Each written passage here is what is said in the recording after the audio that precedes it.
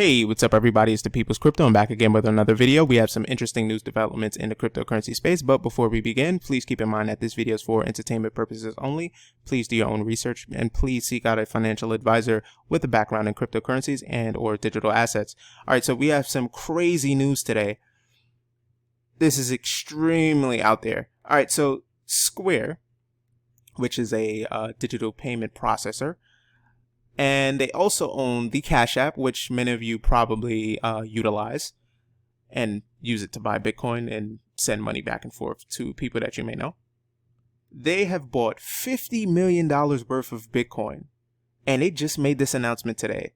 And crazy enough, the price of Bitcoin, I think we're at 10,900 right about now. It hasn't really moved significantly. We haven't went to the moon or anything like that, but it's just absolutely insane that we have another company. This is the third company now that has come out and said that they have purchased a significant amount of Bitcoin, and they put at least 1% of their total assets in the cryptocurrency, which is insane.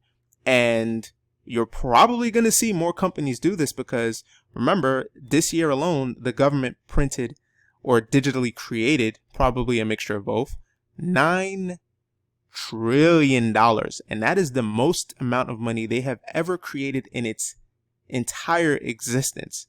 So eventually we're going to see hyperinflation, and we're going to see the dollar get devalued sometime in the future. Maybe it's 2021, maybe it's 2022.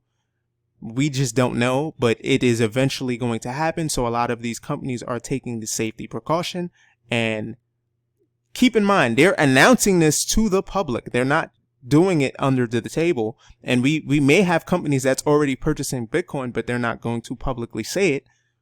But I think they may have to, because if they're publicly traded, then I think they are obligated to say, hey, we're going to purchase X, Y, and Z, because they do have to disclose it to shareholders. But this is just completely insane that we have a publicly traded company, another one, come out and say that they have purchased Bitcoin. And I think this is going to start a trend that's going to consistently happen moving forward. So do not be surprised in a couple months or maybe in a couple years, you'll see your Berkshire Hathaways, your Apples, your Microsofts, your AMDs, your Intels, these different companies start coming out and saying, hey, we're going to put at least 1% of our assets in Bitcoin. And this may actually accelerate more and more as the central banks continue to print out more fiat currencies. Now, this article is titled "Square's Major Bitcoin Buy Puts 1% of the Total Assets Worth $50 million in Bitcoin." Square Inc. has put 1% of its total assets in Bitcoin, worth about $50 million. The company believes that cryptocurrency is an instrument of economic empowerment and provides a way for the world to participate in a global monetary system. And this is just absolutely insane. Jack Dorsey, the CEO of Square and Twitter, went on to say, more important, the Square investment of $50 million in Bitcoin is sharing how we did it so others can do the same. He left the link.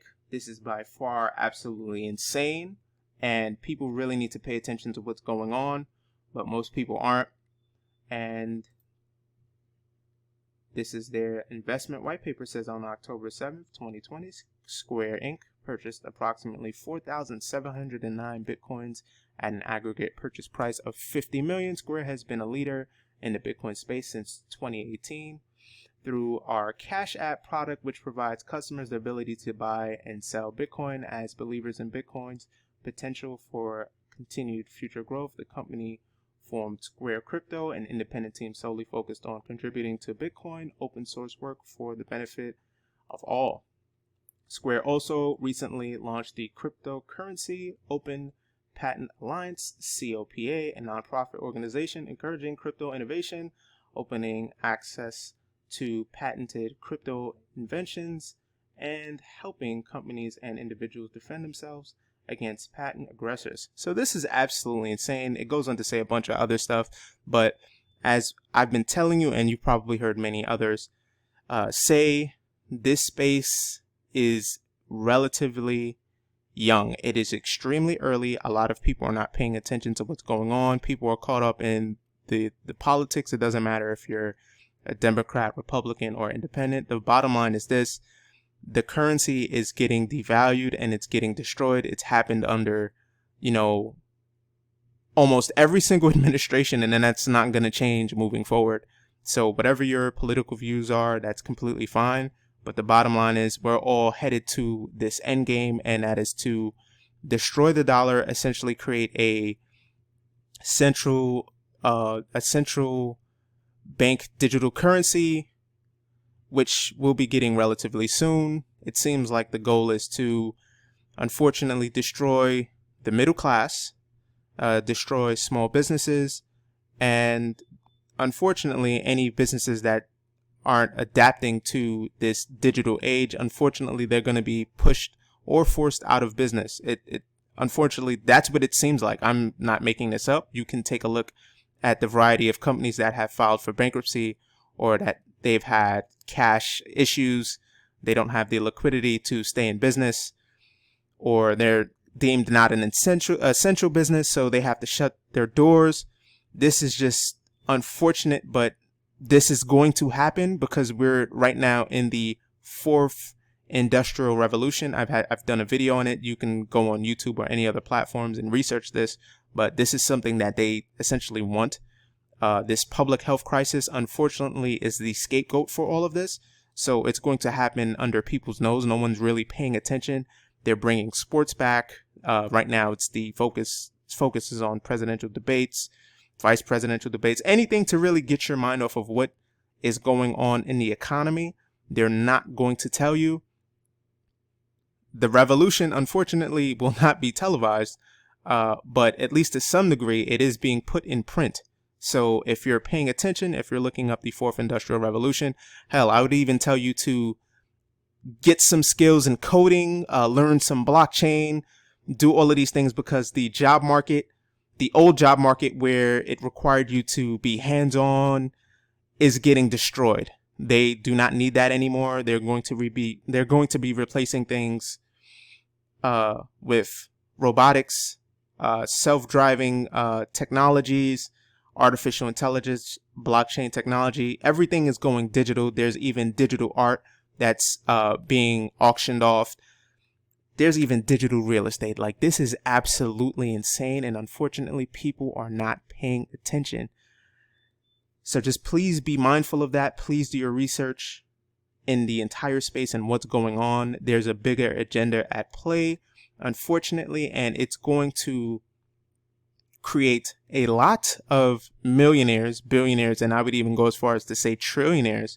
But on the flip side of that, it's also going to create a lot of poverty, and it's unfortunate. That's the real bad side of, I would say, this fourth industrial revolution, is that there's going to be a lot of people that are going to be poor. This absolutely sucks. People are losing their businesses. They're going to lose their homes. They're going to lose their they're just going to lose a lot. And unfortunately, they're not really educating people on what's going on in terms of this fourth industrial revolution. A lot of people are just clueless and they don't know what's going on, really. It's really sad and unfortunate, but just, if you can get your hands on some Bitcoin, I would say, not investment advice, but at least what I'm doing is dollar cost averaging in. I think that's perhaps the best strategy going forward instead of trading. If you are going to trade it, take some trading courses and see what the best traders are doing. That's the best thing I can honestly tell you. Obviously not investment advice, and please do your own research. I also wanted to show you this particular article. Well, it's not really an article, but it was just a news from 2013, and this is Sir Richard Branson, buy your space flight with Bitcoin, and this is from 2013. So we know that a company called MicroStrategy has just come out and said they bought $500 million worth of Bitcoin. We had Square come out and said that they have purchased $50 million worth of Bitcoin. There's a Canadian, I believe, restaurant a Canadian restaurant that has also come out and said that they've purchased a significant amount of Bitcoin. Remember, there's the Winklevoss twins. They have 1% of all of the Bitcoin. Also, Chamath Palihapitiya, which there's another story I'm going to get to next. He even talks about how he purchased a significant amount of Bitcoin. Just please pay attention, people, to what's going on. The 1% or the people close to the 1%, they are scooping up a ton of Bitcoin. And unfortunately, they're going to leave a lot of us behind that are not in the space. So like I've mentioned to you many times before, if you have friends or family and you really care about them, you might want to just at least buy them $20 worth or maybe even $100 worth, depending on what your disposable income is or what your situation is. Maybe get them some, or maybe you secure some for yourself, and then you just eventually at birthdays or parties or whatever, you just give out just a couple Satoshis to them, because it's going to get real. But the point I'm trying to make is that Sir Richard Branson was buying, or at least accepting, Bitcoin in 2013. There's no telling how much he has. One of those big wallets that we've probably seen online, that's probably his or his company's, we really don't know. But he's been buying since 2013, or accepting it since then. So that just goes to show you, if he was, then there's no telling what other billionaire was scooping this asset up. I'm going to leave the link in the description below for this video. I don't want to play it because I don't want to get hit with a copyright strike on YouTube. But let's take a look at the next story. It says, Fed chairman claims now is not the time to worry about the federal budget. It goes on to say, according to the Federal Reserve Chairman Jerome Powell, the road to economic recovery is far from over, and the COVID-19 pandemic, they're going to still block my video on YouTube for this, has fueled the tragedy. During his speech at the National Association for Business Economics annual meeting, Powell highlighted that the federal budget was essentially a disaster, but stressed that now is not the time to give priority to those concerns. That is telling. But this is why you're seeing companies and even people with a lot of money, these billionaires of the 1%, they're starting to funnel in Bitcoin. There's no telling it. Well, we've seen Richard Branson. He was way ahead of the game in 2013. He was at least accepting it as payment for his company. But there's no telling how much he's had or how much any of these other, billionaires have right now. So we really don't know, even though we look on the cryptocurrency space or I'm getting tongue tied, Coin Market Cap or CoinGecko or any of these other websites that give us the price and the circulating supply. We really don't know how much Bitcoin is actually left. And we know that the halving just happened. So miners are getting rewarded for a lot less Bitcoin. We really don't know how much is left. This is why it is crucial. Even if you're looking at altcoins or anything like that, you probably want to at least secure the bag and get at least 1 Bitcoin or 0.28 or something close to it. Obviously not investment advice. Do your own research. But it probably makes more sense to try to secure at least that first, and then look into all the altcoins that a lot of people are shilling online. And yes, they are shilling them, unfortunately. But it doesn't mean that they're not good cryptos. They probably are. That's where your own research comes into play. But this is just telling that he's just letting people know, yeah, the federal budget is a disaster. And that is scary, because eventually they can't keep kicking the can down the road. At some point, they're going to have to pay the piper. And it's probably going to be the middle class that unfortunately suffers, because a lot of them are hedging into gold, silver, and Bitcoin to protect themselves from whenever this apocalyptic event happens. And yeah, I said apocalyptic, but it's going to be a disaster, but it's eventually going to happen at some point in time. Unfortunately, we're probably going to live to see it. So let's take a look at the next story. It says, Bitcoin helps me sleep soundly at night. Social Capital CEO Chamath Palihapitiya says Social Capital CEO Chamath Palihapitiya doubled down on his belief that Bitcoin investors should separate themselves from short-term price actions. He asserted that Bitcoin operates in opposite to other financial assets and helps him sleep soundly at night. So he basically goes on to say, don't compare Bitcoin to anything else. It just makes absolutely no sense to kind of like say it's correlated to other assets. It's completely not. It's its own thing.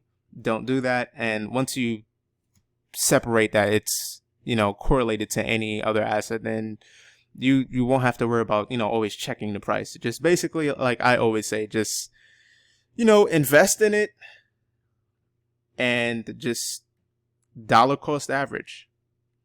It's the smartest thing to do. But he also purchased a ton of Bitcoin as well. I think I can't remember what he said he purchased, what price he purchased at, but he bought a ton of it. But he has heavy bags. All of these people with money do, especially the younger investors, the younger 1% that's like in their 30s or early 40s. They have secured the bag. And they're probably still buying more Bitcoins, and they're probably dabbling some altcoins, but that is the point that I'm making. They have secured the bag with Bitcoin, so investing in other things, other altcoins, or even shitcoins, excuse my French, is probably the most ideal thing to do. Also, let's not forget, we also have Tim Draper. He's bought, 30,000 Bitcoin some odd years ago from the government, so there's that. But let's take a look at the next story. It says South Korea's digital yuan to begin distribution phase next year. I don't know why I said distributed. Dyslexia. But anyway, it says the South Korean central bank is on a track with CBDC pilot program, but still insists it has no current plans to launch. It says the South Korean central bank announced on October 7th, which was yesterday, that will begin the distribution phase of its central bank digital currency, or CBDC, pilot scheme next year, according to a report by a local media outlet, the Korean Times.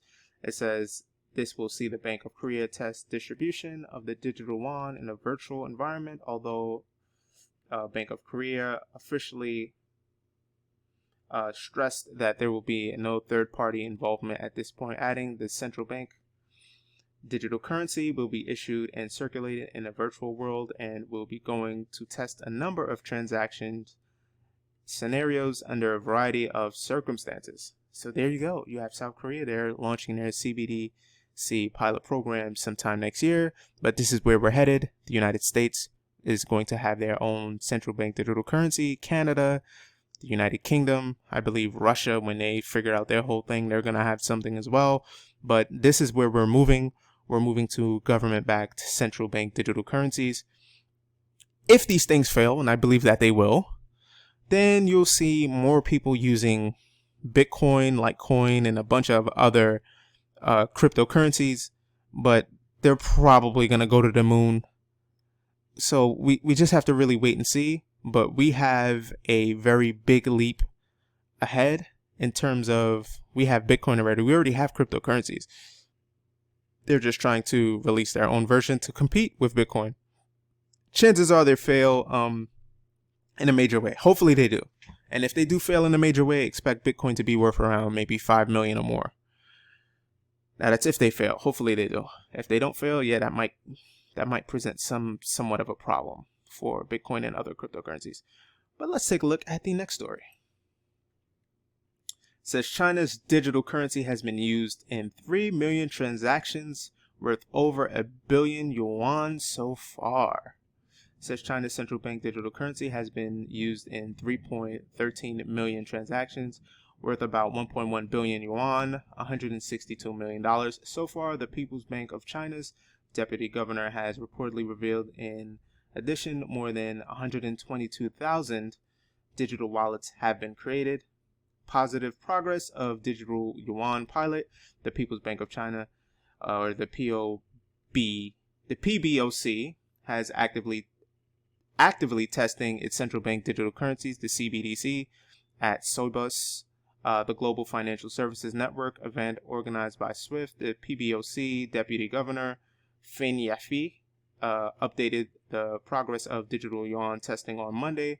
The South China Morning Post reported, noting that the pilot program has made positive progress. The deputy governor said that 3.13 million transactions worth about 1.1 billion yuan has been processed using the digital currency. The publication conveyed since late August, the digital currency has facilitated more than 6,700 use cases ranging from bill payments and transport to government services.